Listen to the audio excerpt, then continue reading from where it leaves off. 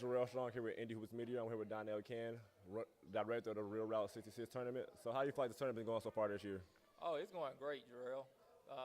Like I said, our vision for this event is, to have quality teams over the quantity. A lot of these tournaments that you go to these days where, you playing in 5 or 6 games a weekend. Like our vision here was to have every team do showcase games. That way, like you get paired to the circuit where if you just look at the month of April, this weekend, teams going to play anywhere between 3 and 5 games, and then next weekend they might have off, they might play a tournament, and then they have the first live period event. And that weekend you're going to have anywhere between 3 and 5 games, and then the following weekend is another live period. You're going to have between 3 and 5 more games.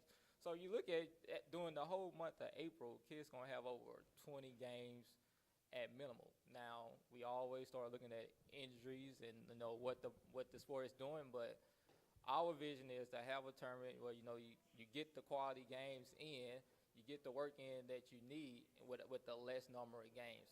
So instead of you having those games where 2 games there's a blowout, you might beat the team by 40, and then you look up, you find don't get a game to the semifinals. But let's bring that semifinals to your first game. So like I said, that's the vision that we have with the Real Route 66. So pretty much want how teams prepare for the live period event before the live period comes. Yes, that's it.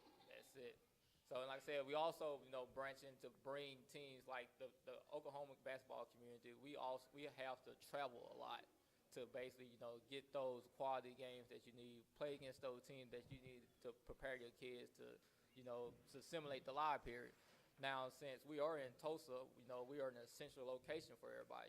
Like this tournament here is the center point for everybody. You have teams in Dallas, you have teams in Kansas City, you have teams in Little Rock.